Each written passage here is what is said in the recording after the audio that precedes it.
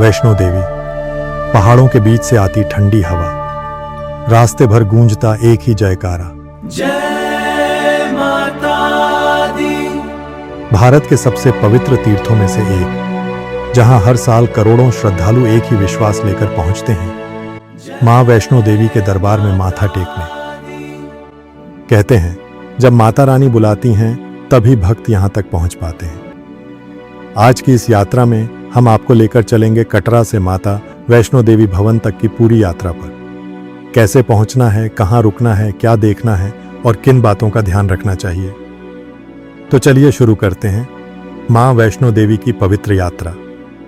जम्मू कश्मीर के त्रिकुटा पर्वत पर स्थित माता वैष्णो देवी मंदिर भारत के सबसे महत्वपूर्ण शक्तिपीठों में से एक है। यह मंदिर समुद्र तल से लगभग 5200 फीट की ऊंचाई पर स्थित है। हर साल यहां 80 लाख से भी ज्यादा श्रद्धालु दर्शन के लिए आते हैं। मंदिर में माता के 3 पवित्र स्वरूप विराजमान हैं: महाकाली, महालक्ष्मी, महासरस्वती। इन्हें मिलकर पवित्र पिंडी रूप कहा जाता है। यात्रा का प्रारंभिक बिंदु है कटरा और यहां से शुरू होती है लगभग 13 किलोमीटर की चढ़ाई।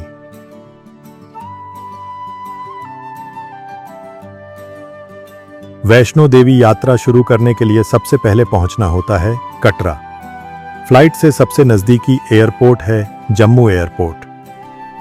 दिल्ली, मुंबई, बेंगलुरु और अन्य शहरों से यहां नियमित उड़ानें उपलब्ध हैं।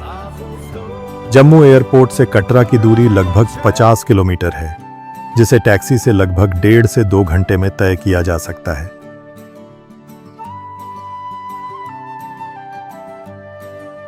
ट्रेन से सबसे सुविधाजनक रेलवे स्टेशन है श्री माता वैष्णो देवी कटरा रेलवे स्टेशन। भारत के कई बड़े शहरों से यहां सीधी ट्रेनें चलती हैं।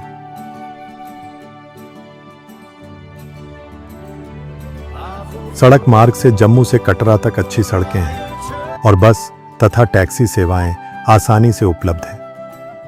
आप दिल्ली से या दिल्ली के आसपास शहरों से भी बस से पहुंच सकते हैं और अगर आप ड्राइव करने के शौकीन हैं तो हाईली मेंटेन्ड हाईवे आपको मिलेगा।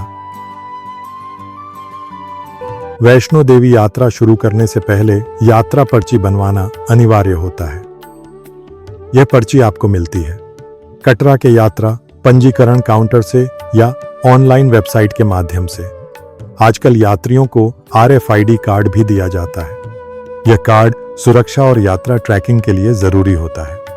यात्रा मार्ग पर कई जगह सुरक्षा चेक पॉइंट भी होते हैं, जहां इस कार्ड को स्कैन किया जाता है। सुबह के समय कटरा शहर का माहौल बेहद खास होता है। सड़कों पर हर तरफ श्रद्धालु दिखाई देते हैं। कुछ लोग यात्रा शुरू करने की तैयारी कर रहे होते हैं और कुछ लोग दर्शन करके लौट रहे होते हैं। कटरा के बाजार में आपको मिलते हैं माता की चुनरी, नारियल, प्रसाद, धार्मिक स्मृति चिन्ह।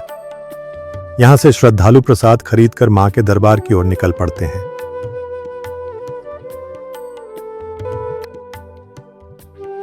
लंबी यात्रा से पहले एक अच्छा नाश्ता बहुत जरूरी होता है। कटरा में कई छोटे ढाबे और रेस्टोरेंट सुबह जल्दी खुल जाते हैं। यहां का लोकप्रिय नाश्ता है आलू पराठा, दही और मक्खन, गर्मा गर्म चाय।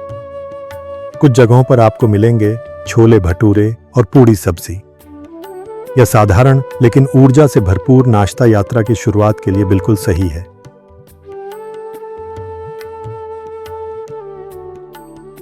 नाश्ते के बाद अब समय है मां के दरबार की यात्रा शुरू करने का। कटरा से आगे बढ़ते ही यात्रा मार्ग पर एक अलग ही ऊर्जा महसूस होती है। हर तरफ से एक ही आवाज सुनाई देती है, जय माता दी, जय माता दी। यह 13 किलोमीटर का रास्ता पक्के रास्ते और रेलिंग से बना हुआ है। यहां पैदल यात्रा के अलावा घोड़े, पालकी और हेलीकॉप्टर जैसी सुविधाएं भी उपलब्ध हैं। कटरा से लगभग 1 किलोमीटर आगे आता है यात्रा का पहला प्रमुख पड़ाव बाणगंगा। मान्यता है कि जब माता वैष्णो देवी इस रास्ते से जा रही थीं तो उनके साथ चल रहे भक्तों को प्यास लगी।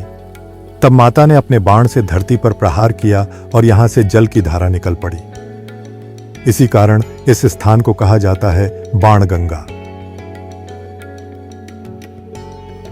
बाणगंगा से आगे लगभग 2.5 किलोमीटर पर आता है चरण पादुका मंदिर।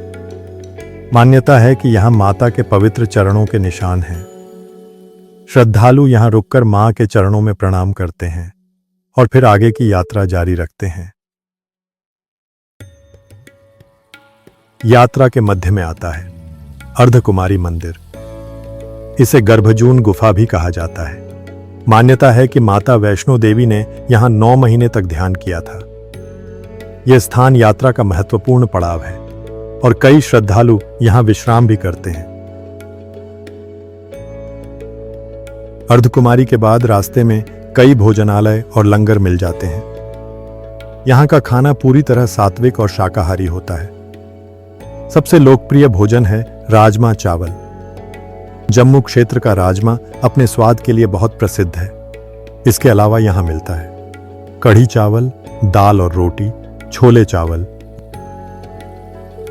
यात्रा के अंतिम चरण में आता है सांझी छत। यह यात्रा का सबसे ऊंचा बिंदु है और यहां से दिखाई देता है त्रिकुटा पर्वत का अद्भुत दृश्य। कई श्रद्धालु यहां रुककर प्रकृति के इस खूबसूरत नजारे का आनंद लेते हैं।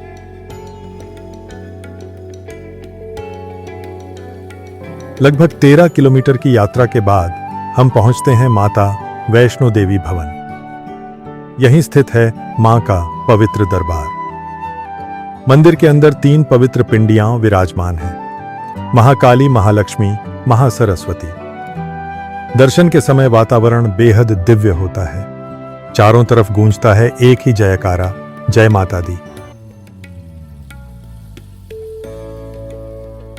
मां के दर्शन के बाद यात्रा पूरी नहीं मानी जाती जब तक भैरव बाबा के दर्शन न किए जाएं।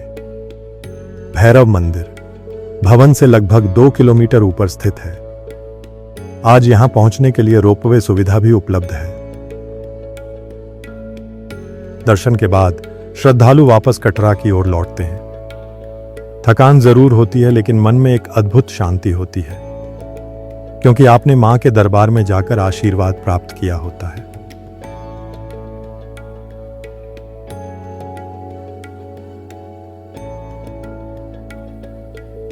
वैष्णो देवी यात्रा के दौरान ध्यान रखें। आरामदायक जूते पहनें, पानी साथ रखें, मौसम के अनुसार कपड़े पहनें, भीड़ में सावधानी रखें। बुजुर्गों के लिए घोड़ा और पालकी सुविधा उपलब्ध है।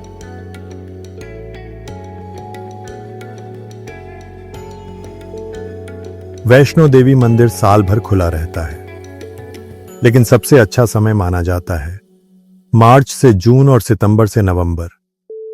नवरात्रि के समय यहां का माहौल बेहद भव्य होता है।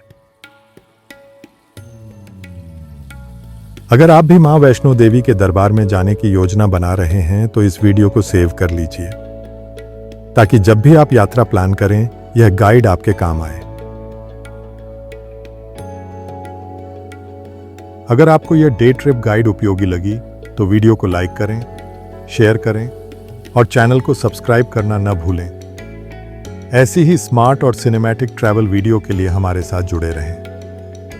अगर आप किसी भी शहर का detailed day trip plan, maps, timing और स्टेप बाय स्टेप आइटिनरी चाहते हैं तो अभी विजिट करें हमारी वेबसाइट adaytour.com। आपकी अगली परफेक्ट डे ट्रिप वहीं से शुरू होती है।